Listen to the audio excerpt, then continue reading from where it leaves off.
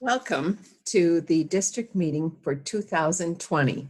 I know the format looks a little different, very similar to the rest of our lives. I want to start off right away by, first of all, I'm glad you're here, but secondly, I want to reassure you that we are doing everything in our power to assure that there is some competition in some form for cheer and dance this year. WACPC is committed to that. And I know there's been a lot of discussion that maybe we're canceling everything. That is definitely not the case. We're trying to move forward, considering WIAA and WADA and NFHS standards to make sure that we can provide a competitive season for cheer and dance in Wisconsin. Our current WACPC board consists of Julie Ponko as the treasurer, Carrie Lutke is our newly elected vice president, and Lisa Girdman is our secretary. The district reps, and you all know which district you're in, and you will be going to your meeting room to vote for your rep this evening. So District 1 reps are Amy Lavelle and Aaliyah Norrish. 2, Cindy Hollander, and there's a vacant position. Deanna Barkos and Darcy Rajas are 3. District 4, Annie Shaw and Carrie Greenwald. District 5, Julie Jacobson and Sarah Larson. District 6, Morgan Fleury and Tina Welke. And then we're really fortunate to have the following at-large members: Lindsay Bruins, Michelle Kesey, Beth DeBruin, Rebecca Rent, Jessica Ponko, and Lexi Schradel. I'm not going to say a whole lot about ethics at this time because this is a slide you've seen over and over again, and I don't need to read it to you. But I do think it's important that we recognize that as coaches, we should never put the value of winning above the value of creating good character. We need to make sure that we have a thorough knowledge of safety rules, which is why I'm glad you're here tonight. You're going to be able to hear the newest rules and have an opportunity to ask questions to get everything clarified.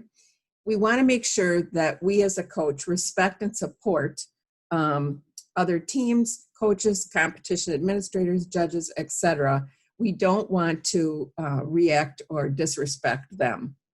We have had some issues with spectators, perhaps being disrespectful to competition managers. So do the best that you can to promote good sportsmanship, because your behavior does set the tone for your fans or your parents. And parents also model good sportsmanship for the athletes.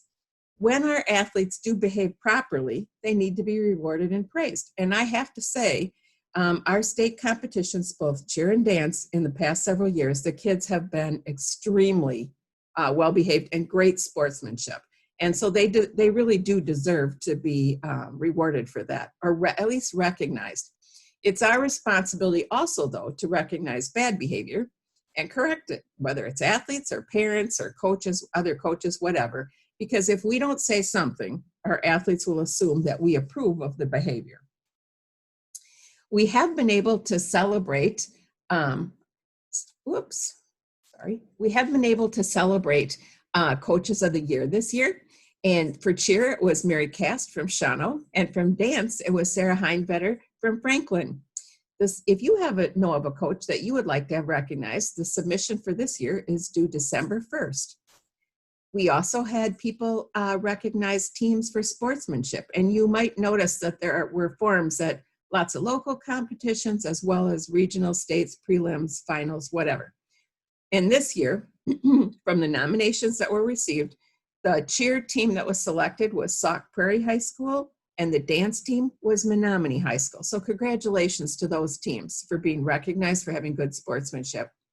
Again, this year, we awarded 20 $1,000 scholarships. We plan to do the same next year. Those submissions they're electronic, and they're due March 1st, 2021. I would encourage you to talk to your seniors about it, especially if they have a little extra time on their hands right now. Have them look at the application and just decide what kind of information they need to gather, and perhaps start writing their essay. We do recognize individuals who've been involved in the sport of cheer and dance and have made great contributions. We do this because not only do we want to thank those people or recognize them, we also want to preserve the history of cheer and dance in Wisconsin.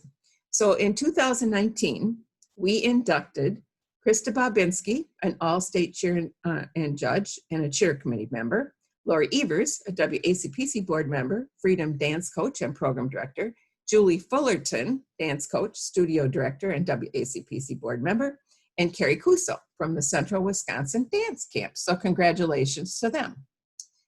Again this year, we will have a membership fee be $75 before October 1st, but $150 after this due date. Now, I've heard some people say, well, I don't think I want to join too early because I'm not sure there's going to be a competition. I guess my reaction to that would be there's a whole lot more to membership than just being able to compete. We have been offering virtual educational opportunities. We'll continue to. We're going to have our fall conference virtually. That's going to be for athletes as well as coaches. We've contracted with Proactive Coaching to provide 4 sessions, and then those will be open to our members. Plus, our social media platform is greatly expanded this year, and that also is just a wealth of opportunity for coaches to have questions answered or perhaps float some ideas by some other coaches. At any rate, our membership certainly is more than just being able to compete. Now, if you put your membership on a credit card, we do want to make sure that you're informed that there's a 3% fee plus $2 for that transaction. The conference fee, our virtual committee has been contracting with speakers, and we have some really great speakers, well-known speakers that are going to be coming to talk to us virtually. And so we haven't determined the fee exactly yet. We're trying to figure out the budget and make sure we know how much we're spending on speakers, et cetera. But there will be a fee for members, for athletes, and a larger fee for non-members. I think it's going to be a wonderful opportunity. And the committee, as well as the board, are trying to keep this as affordable as possible. We don't want this to have a high price tag. Dance and Cheer All-State will be conducted again this year, and the registration is $25 for the athlete. But if it's not by the deadline for registration, the late fee is $100. So you want to make sure that you get your athletes registered. In the past, we have not allowed any late registrations. And so if a coach forgot, missed the date, the kid was out of luck. Well, we wanted to change that because we really didn't want to penalize athletes, especially athletes who are looking forward to doing a solo. So instead, we want them all to get their materials in on time, but we're going to allow a late addition, but for a $100 fee, because there's a lot of paperwork, et cetera, that goes into adding somebody to the roster and figuring out the schedule, et cetera. Our social media committee, I mentioned already, they have been really busy and doing lots of things. And we have ways that you can connect with us or with your organization, WACPC, on social media. First of all, there is a public Facebook page, WACPC, and we will be using that page for general updates and public announcements. There's Instagram at WACPC. And then if you have paid your membership, and I'm hoping a lot of you who are listening to these district meetings have, you will be able to access the page that is for 2020-21 WACPC members. And we will use that for blasts like celebrations, collaboration activities, motivational tips, anything to enhance the education of our spirit sports. Questions are accepted, but they can be posed in different ways. We do have a feedback form or a concern form posted on our website that both cheer and dance, if you have a suggestion, you have a concern, you can direct it to that, use that form and direct it to us in that way, and we will be able to deal with it in a more efficient way. And we want to make sure that we're staying in close contact with our members. We do have some dates to announce. We know that our virtual conference is going to take place in November, at least that's our hope. We haven't quite determined the dates, but watch your email because that's going to be coming out soon. GEM, which is for the JV elementary and middle school dancers, is scheduled to be held January 23rd, 2021 at Stoughton High School. Regionals, January 30th, Dance State, February 6th at the Lacrosse Center. Cheer prelims, February 13th at Fond du Lac. Cheer state, February 20th at Watertown. Now, we will be watching what WIAA is doing. If they are pushing fall sports back a couple of weeks or even moving fall sports to after winter sports, we'll be looking at that to try to figure out what is the best way for us to work in tandem with those organizations and with those plans. And we'll be looking for some of your feedback too as to what your school systems are doing. Deadlines. Now, I talked to you before about the $100 late fee for Allstate. Well, here are the deadlines. December 20th, 2020, that is for varsity dance, Allstate, and gem dance. And the payment must be postmarked by December 20th. The coach's membership must be completed by December 20th. There will not be a rules quiz this year that you have to take. Instead, your attendance at the meeting and watching this video will count for your rules quiz. So that's new, and that's kind of in response to the situation we're in right now. January 15th, 2021, that's the deadline for Allstate Cheer. And of course, they submit a video. Dance is live at regionals, but Cheer submits a video. So that is due 2020, January 15th, 2021. You need to upload your Cheer videos by that time. And then also your varsity cheer and stunt group registration has to be postmarked by that date. Late fees, we don't like late fees, but because they really do, when things are late and they don't get in on time, it really does kind of mess things up in terms of planning for programs. And there's a lot of things that we can do ahead of time and have them all organized in advance. However, if somebody is missing something or throws us something late, then that kind of just messes everything up and we're delayed in getting the programs finished, etc. So there is a late fee. Now, next is the dance information. Dance regionals for 2021, Western at Hudson, Eastern at Kimberly, and Southern at Watertown.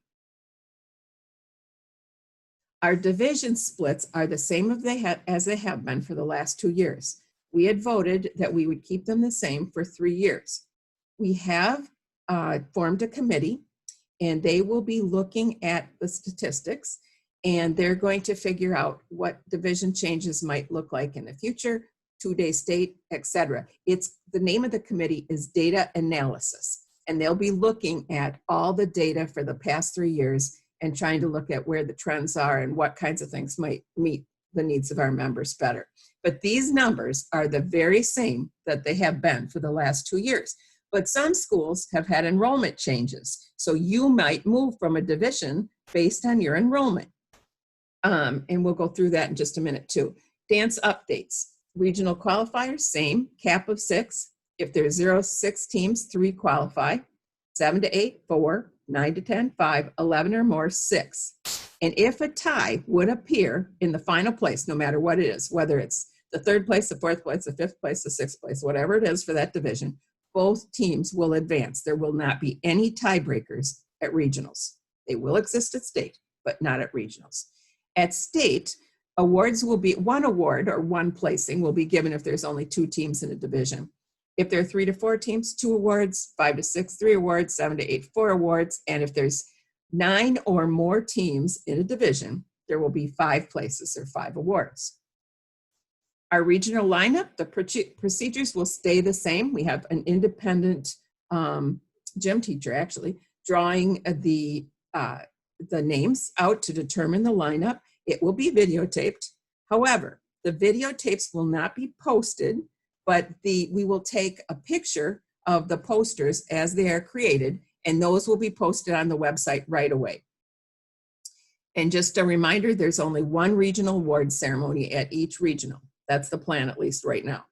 Now, COVID could change some of that depending on our contingency plans. If we need to move people in and out of a space to minimize the number of people in an area at one time, that may change. But right now, this is the plan. State lineup will be video drawn, and those posters will be put on lines. So it's going to say, 1st place Eastern will be going last, or 2nd place Southern will be going 3rd, or whatever. It comes out that way. And then the gem lineups will be also video drawn, and pictures will be taken of those as well and posted. Gem and JV divisions, this is new. If there are 13 or more teams registered, the divisions will be split, and it'll be based on the enrollment in those schools. Now, the reasoning behind that is that's what we've done for middle school for years. JV, we've lost a lot of teams. There just aren't as many JV dance teams, and it's getting harder and harder to create those divisions. And I know last year was particularly difficult because of the weather, but we believe that if there are 13 POM teams in JV, then we'll split it. But if not, we're going to just have one division. All state, there are no requirements. Anybody can participate if they want to. $25 registration fee. The score sheet will reflect, and has reflected, all styles of dance. So it is not genre specific. It's not geared just to jazz, or it's not geared just to POM, etc. It's not genre specific. So we want to encourage our athletes to perform in the genre that they are most comfortable with, that they feel that they excel at. Performances take place on an auditorium stage if possible. So far, the 3 sites all have the auditorium available for us to use, so that should work out great this year. The technique, make sure as a coach, if you have a chance to look at those dances, that the quality of the skills is reflective of something that should be considered all state. Also, a reminder, the kids will be asked, who choreographed this routine? The routines are to be choreographed by themselves. They're not to be choreographed by a studio coach or by you. They're supposed to be choreographed by them, by the dancer. And that's, I guess it's kind of a matter of ethics, and it's a matter of integrity, whether you tell the truth about that, but that is the way it's designed. Let's see. And there will be 3 divisions for solos. So it'll be Division 1, Division 2, and Division 3, just like it is for our dance genres. One difference though, this year, the scheduling at regionals, because the solos are all judged by the same team of judges, the kids will be slotted in a time that works best so as not to conflict with their team performances. So it may be that there's a Division 1 solo and the next one's a Division 3, whatever. It won't matter, because at the end, the scores will be sorted based on Division 1, 2, and 3. And the winners, or the top 50% in D1, may have scores that are different than D2. You just don't know. Sometimes D2 might have higher scores. It doesn't matter.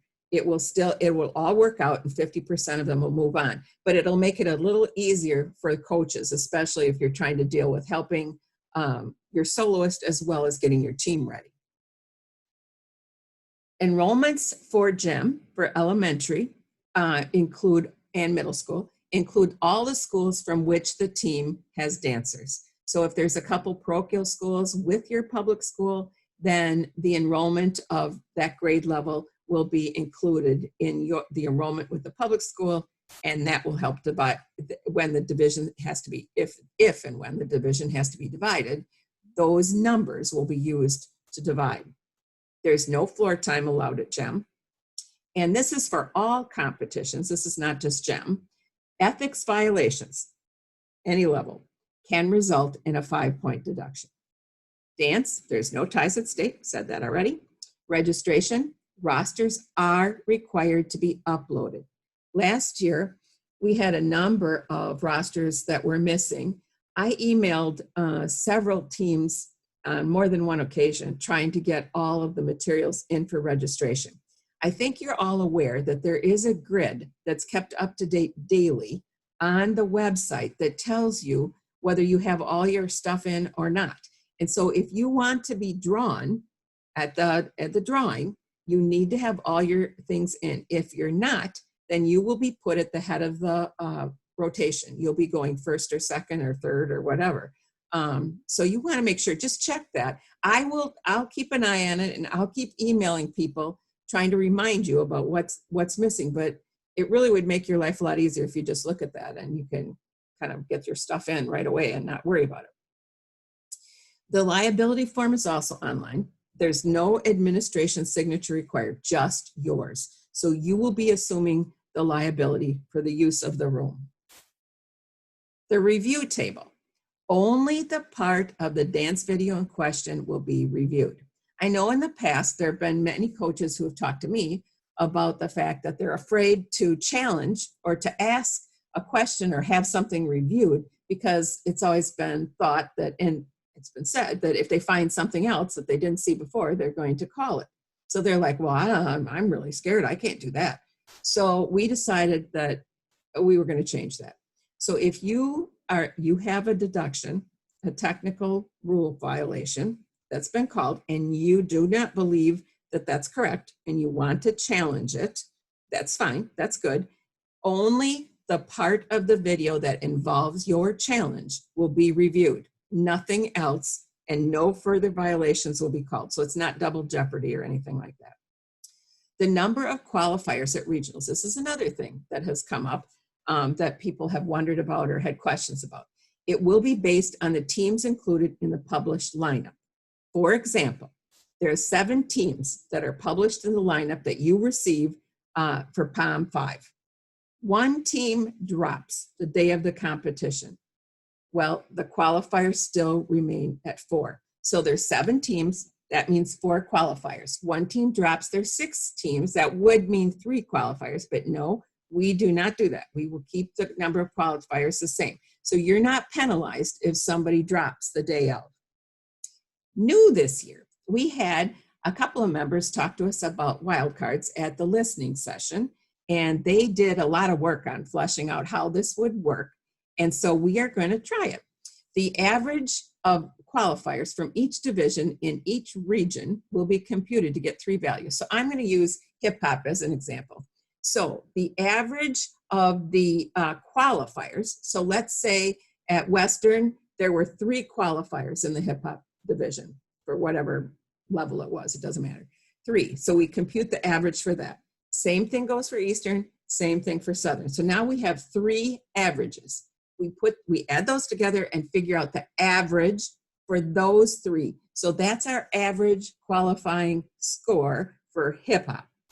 Any team in that division that exceeds that score will be offered a wild card to participate at state. Now that announcement may not come on Saturday. It may be Sunday before all of that's figured out. But what a pleasant surprise on Sunday morning to find out that you're going to receive a wild card and you are going to state. So that's new this year. We're going to try it and see how that works. Again this year, the 75% rule. If a dance team chooses to enter in 2 divisions, they have to have at least 75% of the athletes that are in the primary routine, which is called the largest routine, have to perform in the secondary routine, which is the fewest number of performers. So if I have 12 in my POM routine and I want to dance a jazz, I have to have at least 9.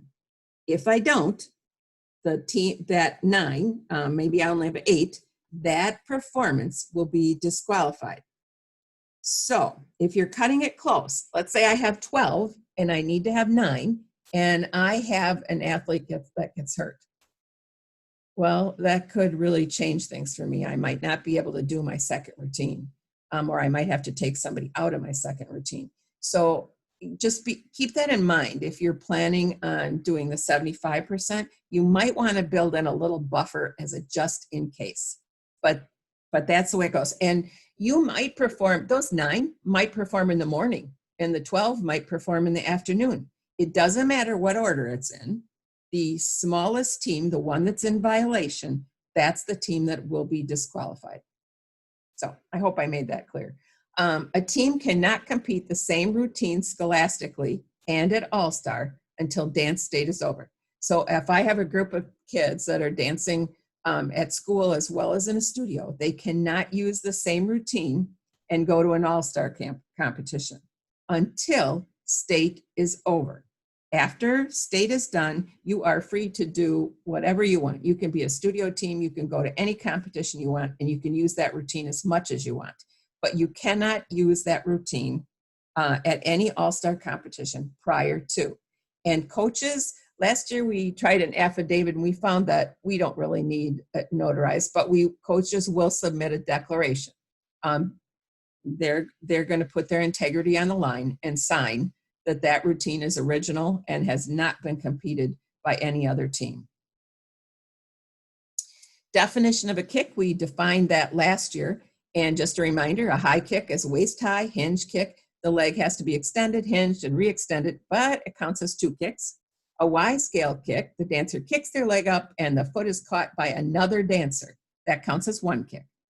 Things that are not counted as kicks: ponying, marching, running position with bent knees, or the heel stretch where the leg is caught, the dancer kicks their leg up and catches it and holds it. That's not counted as a kick.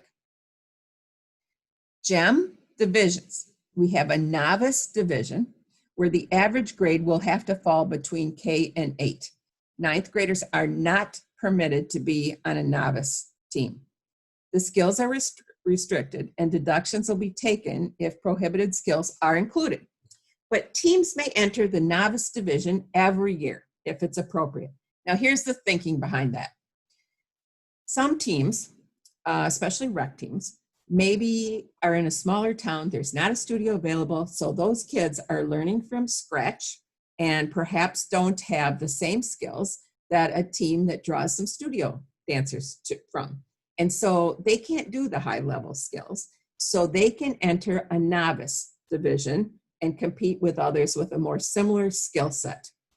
A coach can enter her team in the novice division as many times as she wants because the team changes every year. Certainly it doesn't change that you don't have a studio in your town. I mean, that's going to remain constant. So you may participate in the novice division as often as you'd like. The skills that are allowed are all single skills, stationary pirouettes, 1 rotation only, round-offs, a single toe touch, a straight leg jump or a leap, non-airborne skills that involve at least 1 hand supporting the skill. What can't you do? Fouettes, aerials, kip-ups, open leaps, switch leaps, axel turns, skill combinations, all those things that are higher level skills. The elementary division is designed for K-5 or the grades that are dictated by the school you're drawing from. So there may be some 6th graders that are included. Hip hop, pom, and jazz divisions will be conducted. Rosters will be submitted and we will be checking the average grade level because the average grade has to fall between K and 5. It will include the name, the date of birth, and the grade level. In the event if we exceed 13, just as I said, divisions will be divided according to the grade level.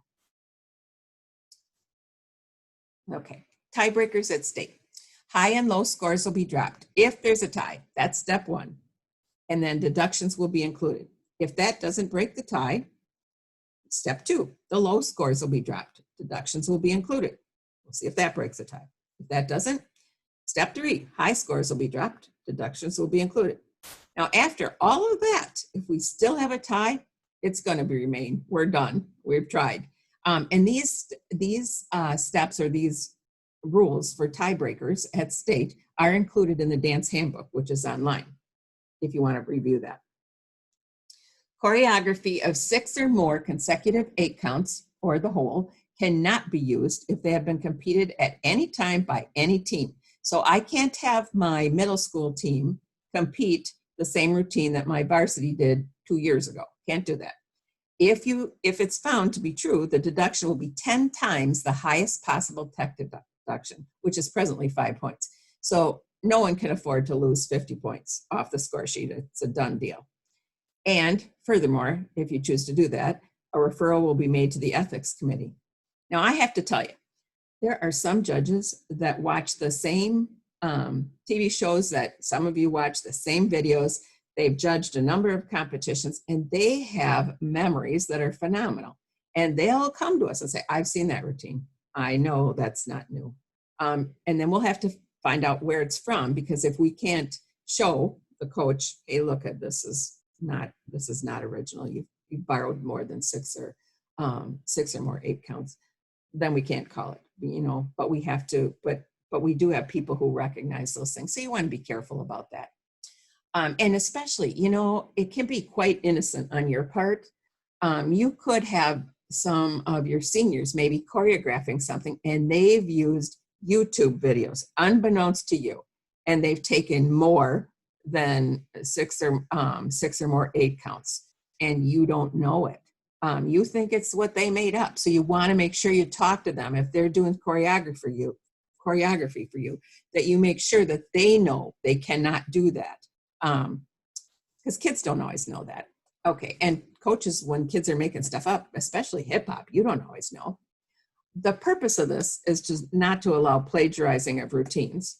And you can't, not to take videos from other teams and use parts of that. YouTube nationals using a middle school jazz for a varsity team, etc. You just can't do it. I think I've explained everything about choreography that you would need to know. Now, these are the schools that their division changed as related to the enrollment that was reported the third Friday in September by DPI. And DPI's numbers then are taken by WIAA, and they publish theirs in a WIAA bulletin. And from that, we have compiled the teams that will be changing. Now, I'm not going to read what divisions they're changing to, but I know some of you by now may be sick of listening to me. So I'm just going to read the name of the schools, and maybe it'll catch your ear if it's yours. And you just want to make sure you enter the right division.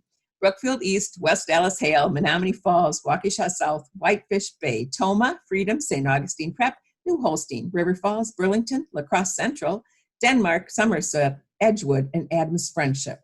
Okay. State dance. Performances will be scheduled 3.5 minutes apart, just like we did last year, which did reduce the length of the day. We want to make sure we stick to that, especially if we have 5 wild cards or whatever, that's going to lengthen the day. So we want to work on that. As a result, or in conjunction with, choreographed walk-ons are highly discouraged. Please, just get the kids on, take us a minimum amount of time. Teams are asked to leave the performance area following their performance. Celebrations can occur away from the performance floor. Now, we know that for many of these kids at state, this is their last performance with their team. And, they're high-fiving, they're hugging, maybe crying, but they're celebrating the performance. We don't want to take away from that. We think that's important.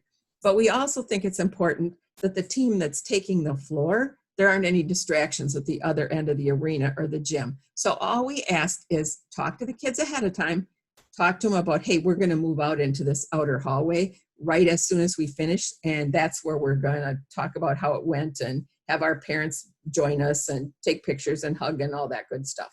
And we don't know exactly what the setup of the lacrosse center will be.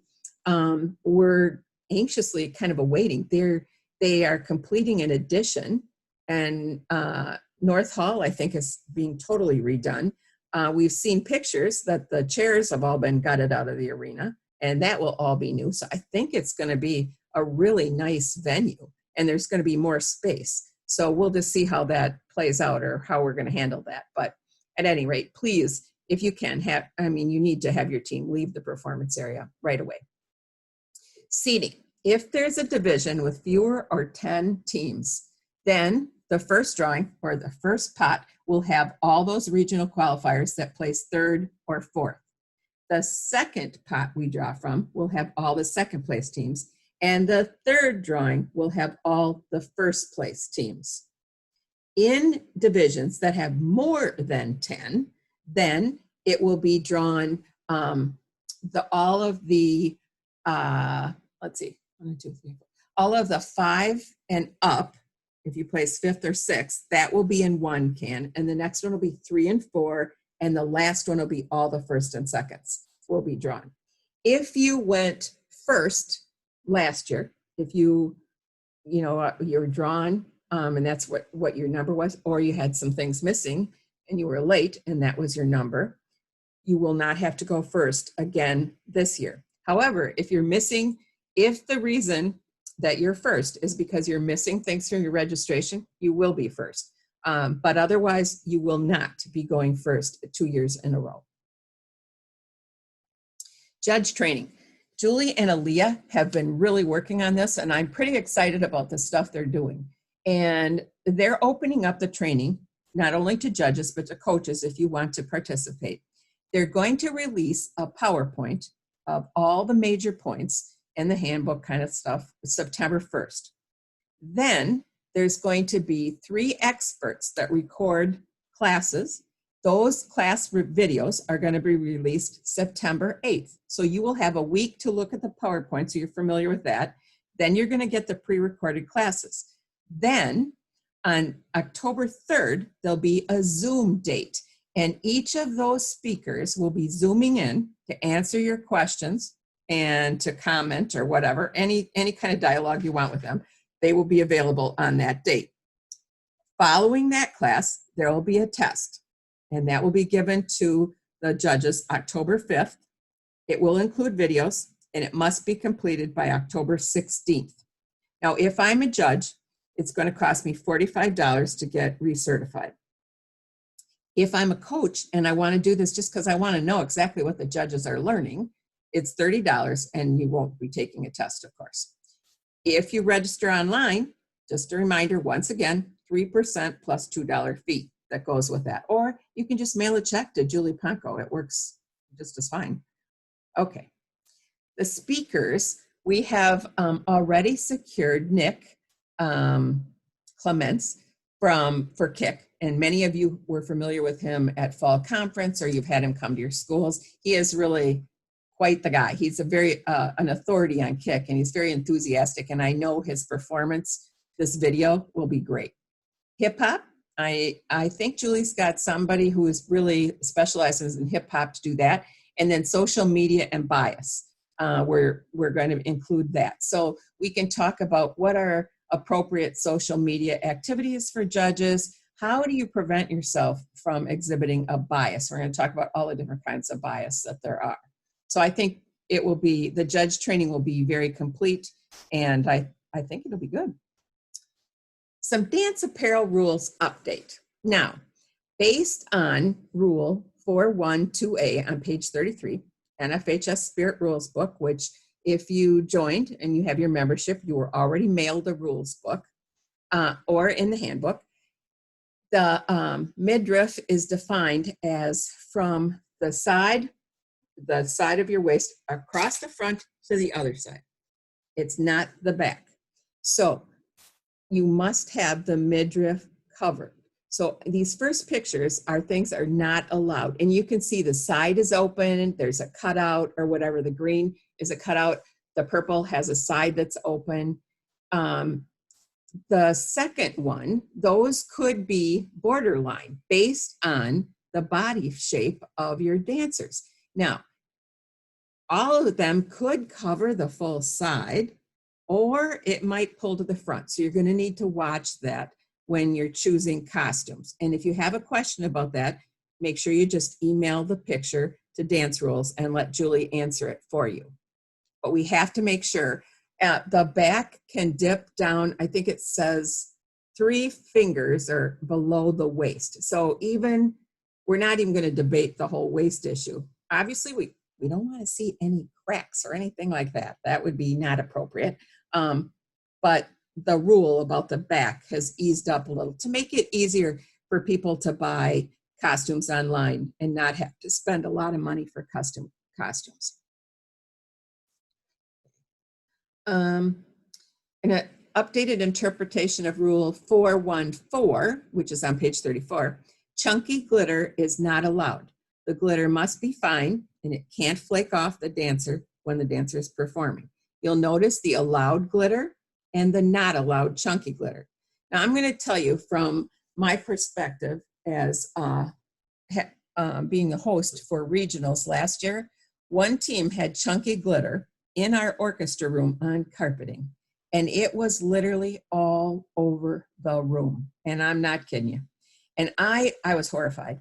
I spent 2 hours vacuuming myself on Sunday, and then the custodian came in and he and I both vacuumed for another 2 hours, and we still didn't have all of it up.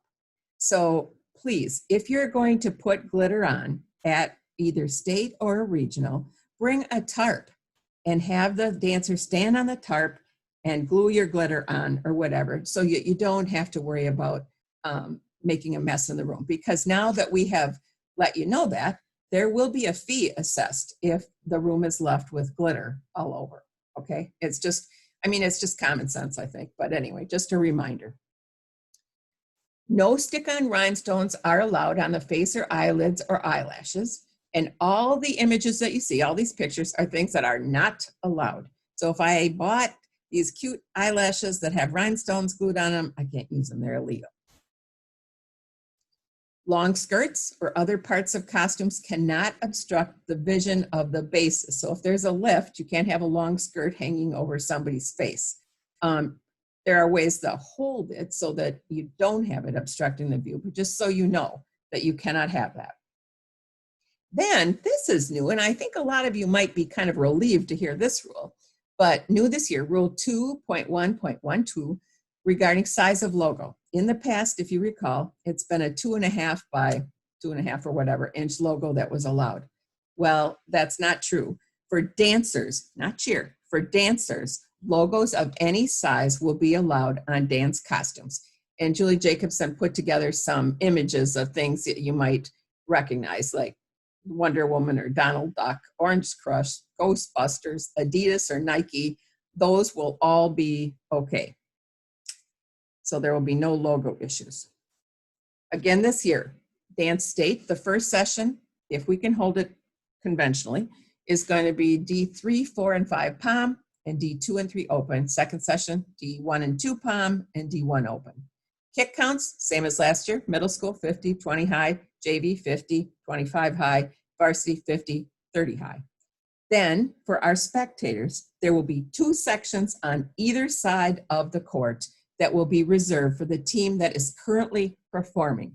That worked really well last year, and so we're going to continue with that. We also will have people videotape from that center section. There's really no need to provide another spot for them to videotape because they really have the best spots to tape the team. So we won't be doing any assignments or any designated area for video. If you have any questions at all about any of the material that is presented tonight, either from this presentation or when you meet in your meeting rooms, please don't hesitate to email dancejudges@wacpc.com. I'd like to thank you all for your patience and for listening to the new dance updates.